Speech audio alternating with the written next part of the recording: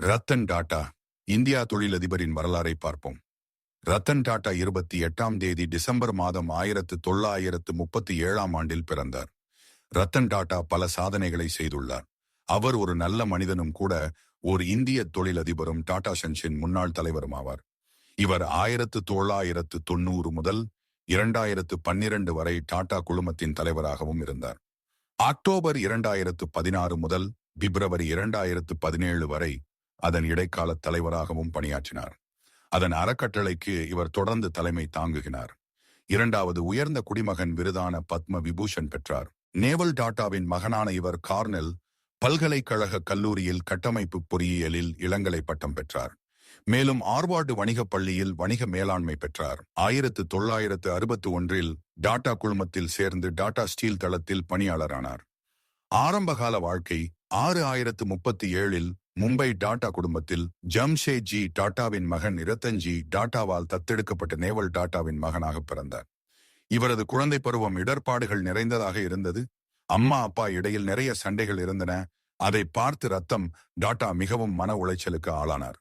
அவர் அப்பா அம்மா பிரிவதாக முடிவு எடுத்துக் கொண்டனர். பிறகு விவாகரத்து ஆனது. 1940ஆம் ஆண்டுகளின் இடையே இவரது பெற்றோர்கள் பிரிந்தபோது இவருக்கு 7 வயதாகவும் அவரது இளைய சகோதரர் ஜிம்மிக்கு 5 வயதாகவும் இருந்தது. இவரது அன்னை குடும்பத்திலிருந்து வெளியேறிய பின் ரத்தனையும் அவரது சகோதரரையும் அவர்களது பாட்டியார் லேடி நவஜிபாய் வளர்த்தார். பாட்டியிடம்தான் பல சோகங்களை சொல்லுவார். அதன் பிறகு தொழில் வாழ்க்கை. ரத்தன் டாடா 1962ஆம் ஆண்டில் கோர்னெல் பல்கலைக்கழகத்தில் கட்டமைப்பு பொறியியலில் இளங்கலை பொறியியல் பட்டம் பெற்றார். பின்னர் 1975ஆம் ஆண்டில் ஆர்வர்டு வணிகப் பள்ளியில் உயர் மேலாண்மை பட்டம் பெற்றார். ஜே.ஆர்.டி. டாடாவின் அறிவுரையின்படி IBM நிறுவனத்தில் கிடைத்த வேலையை உதறிவிட்டு இவர் 1622ஆம் ஆண்டு டிசம்பர் மாதம் டாடா குழுமத்தில் சேர்ந்தார். இவர் முதலில் டாடா ஸ்டீல் நிறுவனத்தில் பணியாற்ற ஜாம்ஷெட்பூருக்கு சென்று பிற உடல் உழைப்பு பணியாளர்களுடன் ப்ளூ காலர் எம்ப்ளாயீஸ் சேர்ந்து சுண்ணாம்புக்கல் வாருதல் மற்றும் சூளைகளை கையாளும் பணிகளை செய்தார். 8ஆம் வகுப்பு வரை மும்பையில் உள்ள கேம்பியன் பள்ளியில் படித்தார். அதன் பிறகு இவர் மும்பையில் உள்ள கதீட்ரல் மற்றும் ஜான் கானான் பள்ளி, சிம்லாவில் உள்ள பிஷப் காட்டன் பள்ளி மற்றும் நியூயார்க் நகரத்தில் உள்ள ரிவர்டேல் கண்ட்ரி பள்ளியில் பயின்ற இவர் 1955இல் பட்டம் பெற்றார். உயர்நிலை பள்ளியில் பட்டம் பெற்ற பிறகு டாடா கார்னெல் பல்கலைக்கழகத்தில் சேர்ந்து 1959இல் கட்டிடக்கலையில் இளங்கலை பட்டம் பெற்றார்.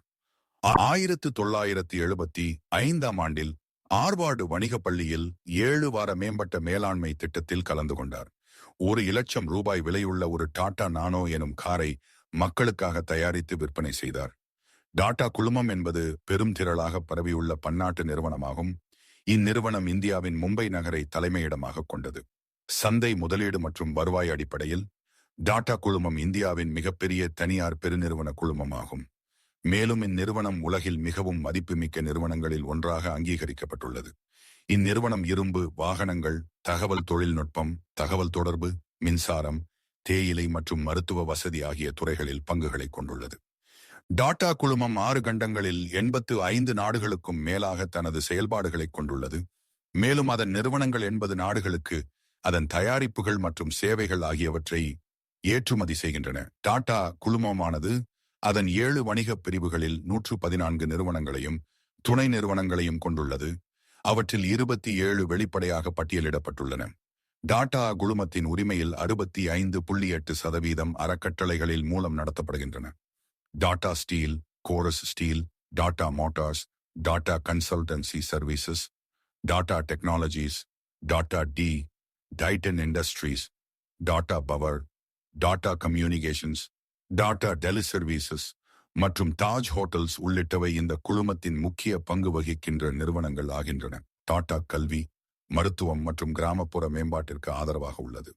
மேலும் இந்தியாவின் முன்னணி தொண்டு நிறுவனமாகவும் கருதப்படுகிறது. இந்தியாவில் இருந்து கார்னெல் பல்கலைக்கழகத்திற்கு படிக்கப் போகும் இளங்கலை மாணவர்களுக்கு நிதி உதவி வழங்கும் பொருட்டு டாடா குழுமத்தின் துணை நிறுவனமான கல்வி மற்றும் மேம்பாட்டு அறக்கட்டளை $28 வழங்கியது. ரத்தன் டாடா திருமணமே செய்து கொள்ளவில்லை. நான் 4 முறை திருமணம் செய்து கொள்ள நெருங்கி வந்தேன். ஒவ்வொரு முறையும் பயத்தில் அல்லது ஒரு காரணத்திற்காக பின்வாங்கினேன் என 2011ஆம் ஆண்டில் ரத்தன் டாடா கூறினார். ஆபத்தான நிலையில் இருந்த டாடா மும்பை மருத்துவமனையில் தீவிர சிகிச்சை பெற்று வந்தார்.